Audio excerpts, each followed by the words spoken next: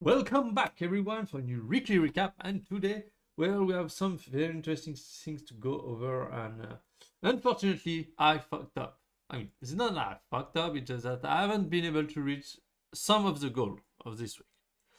So, goal speed goal, well, very easy. You see that, you saw that. That was not even a question with the implementation of my kind of technical change that I made. I've been able to unlock good amount of speed. So that made me very confident for this week and the next week. I mean, next week is going to be hard. I mean, going forward, because this week I need to go from 119 for every swing, so I'm going to have to step up a little. And the next week, 119. Also, because that's one of the things I wanted to say. Initially, that was just 4 weeks. Yeah, 3 weeks. I mean, this week should have been the deload, but I have postponed it for one more week. The reason is I have my sister. I completely forgot that I had my sister's wedding on this week. So, to avoid kind of fucking up a week of training, I rather have my deload week that week. That way I can chill. I will work out and train a little bit at the beginning of the week, and then because this is during the weekend, so that way the remaining of the week I can chill and not even go to and not even practice. That's going to be fine.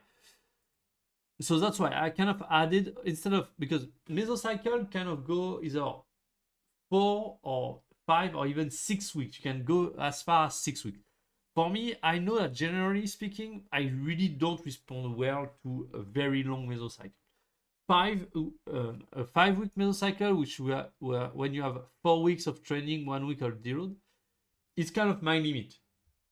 It's not ideal for me. Really ideal is three training, a 4 week mesocycle, 3 week training, 1 week of deload. Because when you go down to 3 weeks, I mean, you just have 2 weeks of training. I don't really get that much out of it. Where, yeah, for me the sweet spot is 4 weeks, and here we are going on for a 5 week mesocycle, so that's going to really push my limit. But then I have a week where I'm not going to be able to train that much anyway, so that's fine.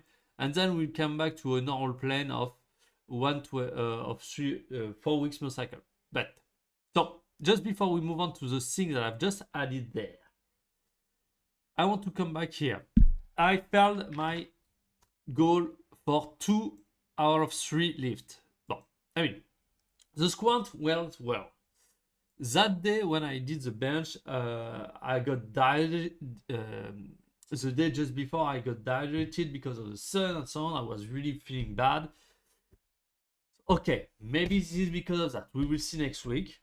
And the deadlift, I don't know. I think there is something, because I wasn't really focused. Didn't want. I feel tired. I don't know. I don't know why. If that's because I was working a lot on business. By the way, I finished my free guide on putting, chipping, bunker, practice range, and driving. For now, there is 2 more wedging and golf course coming up.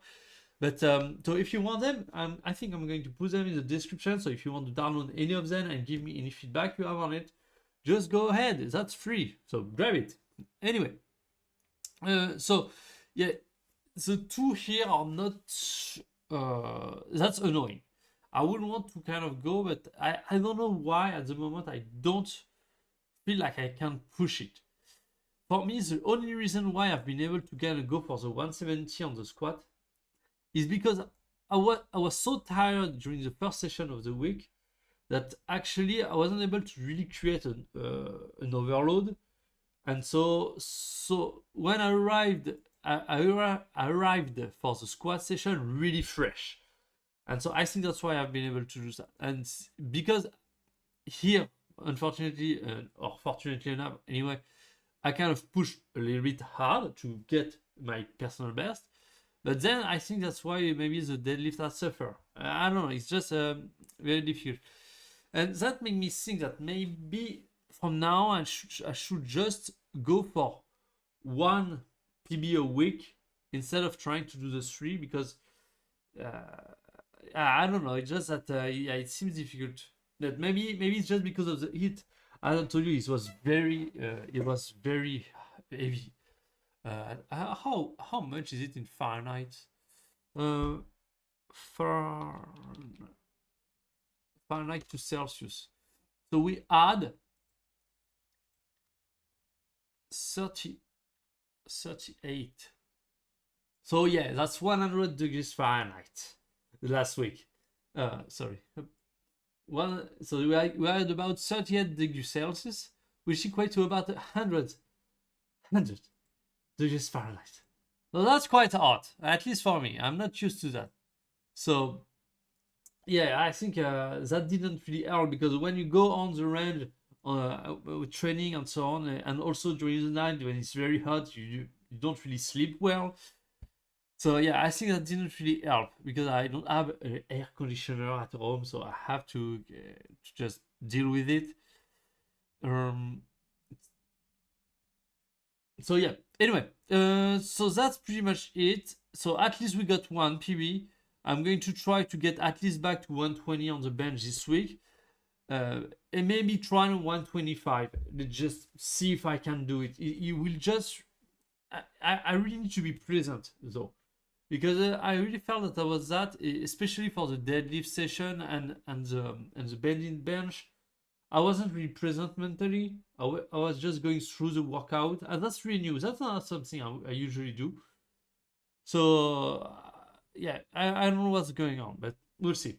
Anyway, so yeah, this week is about 118. So I'm going to attempt 119 for each swing. So that's going to be a little bit more challenging. So we'll see how that goes. Yeah, and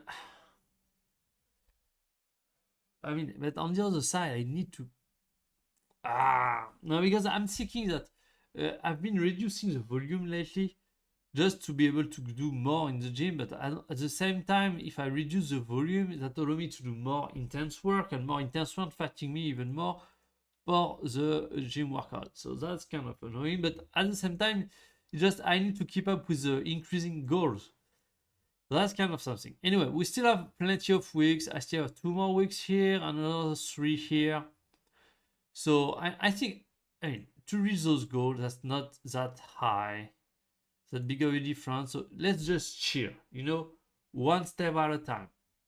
First, I want this week to revalidate my 170 on the squat. I'm not going to go that far.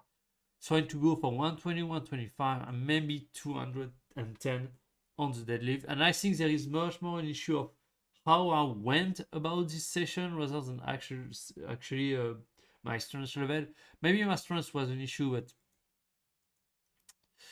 as I told you in the video, it's like during the warm-up I was way too focused on getting very explosive. But the issue with explosivity is it's not max strength at all, and so to lift heavy I need max strength. And so because the issue is, then I went on for the 200 very explosively, and then the explosive motion is like you unleash everything at once, and if it doesn't work, it doesn't, boom, and so whereas the deadlift I cannot explosively get 200 off the ground. I mean, I can't get it off the ground, but I can't just continue for my reps. It's like a slow grind as a 200. It takes a little bit of time. And so if I prime my nervous system for an explosive motion, then I will fail it. And I think that's what's happened here. So I think I need more to focus on really driving as much force as I possibly can throughout the whole lift, rather than focusing on getting as explosive as possible. Explosivity and max strength is going to come after, when we get here. And actually, I think that's a good transition, because so see here, since I've kind of added 1 more week of training here instead of 3-week kind of deload that we had, I will have only I have a 1 week deload plus 2 more weeks of chill to kind of recover from long-term training. So during that, I'm not going to push that hard, neither in the gym or with speed, to remove as much fatigue as possible, to prime myself for what's coming next. Because here, power and speed training you need to be very fresh. And so we are going to do a lot of max strength. So I've put some number here. But here's the deal. Those are not full depth things. Those are partials. Actually, strength. Yes, I think this is strength. Those are partial squat, like a quarter squat. Partial deadlift, which I'm already doing at the moment, and I've managed to do 260 right now. So I think I'll be about 280. But I feel that's something that I'm kind of limiting myself, because I think I can go way heavier than that. But at the moment, I'm not trying to go too heavy. I'm just trying to support my deadlift. It's just that. And also on the partial, I've been thinking that maybe I may try to do partial from the ground. Try not necessarily to lift the weight any close to my knee, just trying to lift it just a little off the ground.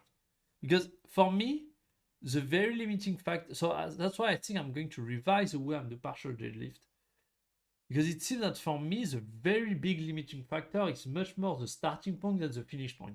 At the finish point, during the up part of the lift, it's pretty easy. As long as I get above my close to my knee level, then I can finish very easily. And that's why here I put some crazy number. Honestly, I have no idea if that's the kind of thing I will be able to reach with partials. But we'll try. We'll give it a try, because here's the deal. In the period I explained, the closer you get to the end, the more specific you want to be relative to what you are actually trying to accomplish, to achieve. So me, I'm trying to get as fast as possible. That's the goal of the year.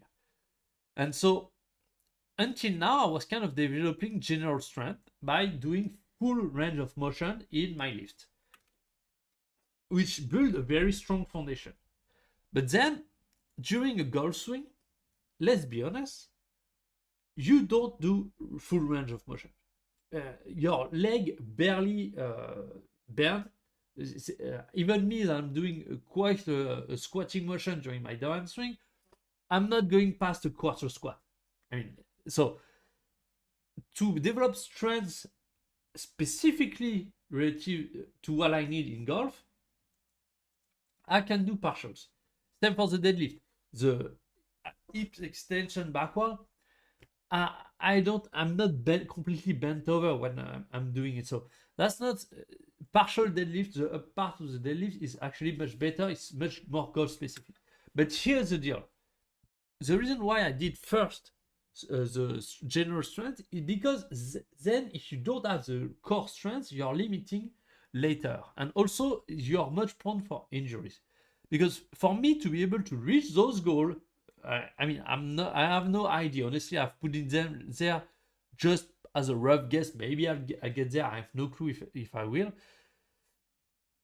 But if I don't, I'm not very strong on the bottom part of the squat, for instance. Doing partial at 300 is kind of, you have such an imbalance between the range of motion that this is very dangerous for your joint, especially your knee, and so on. That's why you can be very strong on just with a quarter squat, but that's very important that you're also on a deep range of motion for mobility and safety purpose. That's just what I want to say. So that's why I want to get to that 180, 140, and 220 goal. That's kind of so I have the foundation for me to lift stupidly heavy, which will lead me to this goal of 130. At least it's what I think. And that's why if I can, and the reason why if I can push it through and being able to reach that 121 goal here, that 120 goal here, because here as you see, I'm getting strength at slower and slower pace. But here I will be suddenly start getting strength faster. So here I will get a lot of support from that partial lift.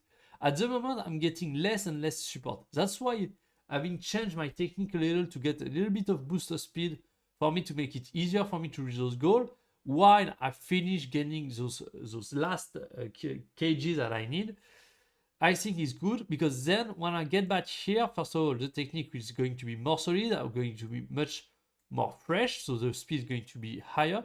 And then as I'm getting stronger and stronger with those partial, that might lead me to actually get to that those goals. That's kind of what I want to say. So, and also I've put kind of, because that's something I want to start tracking as well, because okay, that's for max strength, but that's for power. And power, you have sprinting and verticals, which I believe is kind of the two main things. I need to see though, because as I told you, I'm kind of getting a little bit tired of working everything at once. So I don't know if I can add Olympic lift as well. That's something I need to see, because I need to see if at some point I get diminishing return with those. And if I do, since I'm kind of in a hurry to finish, I will maybe put in maintenance, try to get as high as I can, as long as I don't get diminishing return with the partials. And as soon as I get diminishing return with the partial, just stop and start working on power with Olympic lift and so on. I don't know. That's just a little bit of unknown coming up, but we are not there. We are not there. That's for September, I believe. Yep, September, end of August and September. So we are far from there, and I don't need to track anything during that week. That's why I put it there. That's much better. So yeah, a lot of interesting stuff.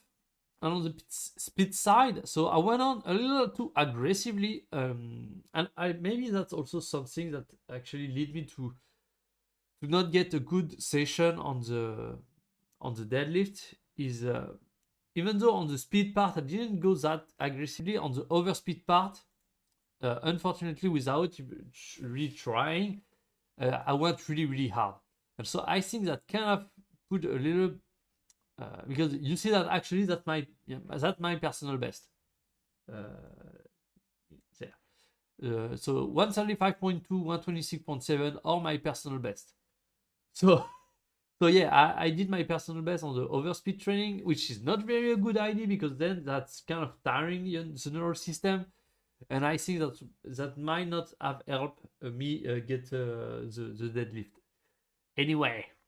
There is a lot of unknown, honestly, that happened this week that might have led to why I felt my lift, but we'll see. I'm going to try my best to do better this week and see how that goes. So yeah, thanks for watching, and I'll see you tomorrow. Bye.